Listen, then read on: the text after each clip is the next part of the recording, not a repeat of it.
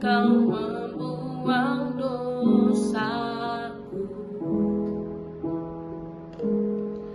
Tiada kau ingat lagi pelanggaranku.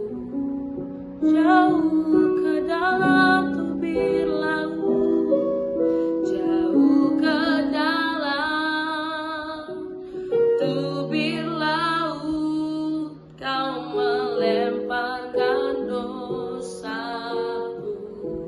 Tiada kau perhitungkan kesalahan kami, Tuhan. Tiada kau perhitungkan kesalahanku. Betapa besar, betapa besar kasih pengampunanmu, Tuhan.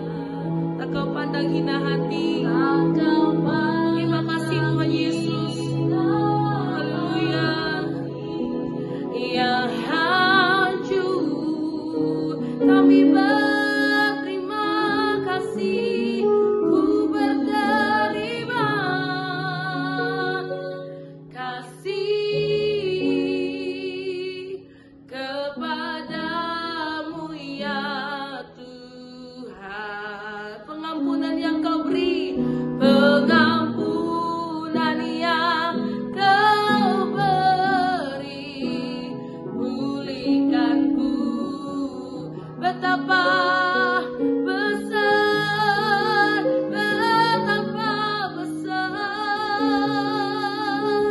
kasih pengampunanmu, Tuhan.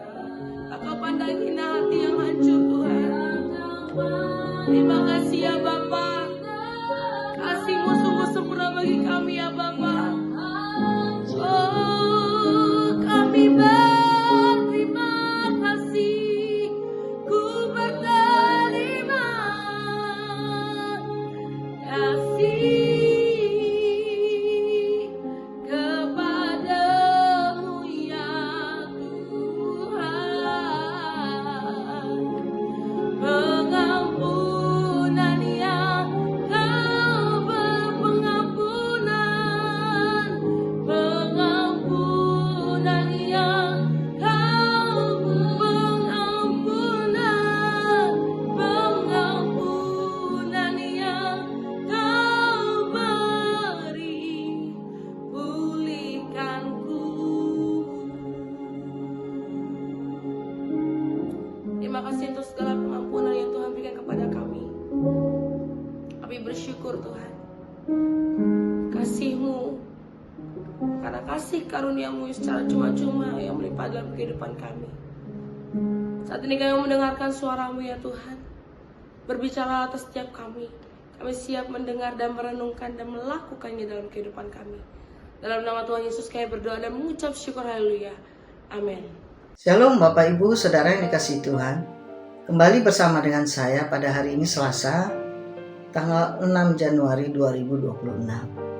Mari saya mau ajak kita bersama-sama membaca firman Tuhan dan merenungkannya yang pada hari ini memiliki tema hidup di saat surut. Saya mengundang saudara boleh membaca terlebih dahulu dalam Mazmur pasal 6 ayat 3-4 dan dalam Kitab Kejadian pasal 7 sampai dengan pasal 9, juga dari Kitab Roma pasal yang ketiga. Izinkan saya membaca dari Mazmur 6 ayat 3-4, demikian firman Tuhan. Kasihanilah aku Tuhan, sebab aku merana. Sembuhkanlah aku Tuhan, sebab tulang-tulangku gemetar, dan jiwaku pun sangat terkejut. Tetapi Engkau Tuhan, berapa lama lagi? Nah, renungan kita pada hari ini saudara, setiap orang mengalami masa surut, yaitu masa di mana kekuatan melemah, hati remuk, dan jiwa seperti tenggelam. Raja Daud, seorang yang disebut sebagai manusia yang berkenan kepada Allah, juga tidak luput dari masa-masa seperti ini. Mazmur 6 adalah ratapan seorang yang merasa tubuhnya lemah, jiwanya gelisah, hubungan dengan Allah terasa jauh, dan tekanan dari musuh membuatnya hampir putus asa. Namun dari kedalaman kesuraman itu, Daud menemukan kembali kasih karunia Tuhan yang memulihkannya. Renungan ini mengajak kita melihat bagaimana Allah bekerja di tengah keadaan yang saat surut, dan bagaimana kita bisa menemukan harapan yang baru. Maka yang pertama, saat surut karena dosa sendiri. Dapat saudara baca dalam Mazmur 6 ayat 1 dan 2 yang berkata, Tuhan janganlah menghukum aku dalam murka-Mu, kasihanilah aku sebab aku lemah. Daud tidak menyalahkan orang lain. Ia sadar bahwa sebagian pergumulan itu terjadi karena dosanya sendiri. Ketika hati menjauh dari Allah, hidup menjadi berat dan jiwa menjadi tidak tenang. Daud merasakan bahwa Tuhan sedang menegurnya, dan itu membuat dirinya merasa lemah dan jiwanya sangat gelisah. Di masa surut, langkah pertama adalah bukan lari dari Tuhan, tetapi datang kepadanya. Saat surut karena kesalahan sendiri, jangan terhimpit rasa bersalah. Tuhan tidak menegur untuk menghancurkan, tetapi untuk memulihkan. Silakan saudara baca dalam Mazmur 32 ayat 3-5 dan 1 Yohanes 1 ayat 9.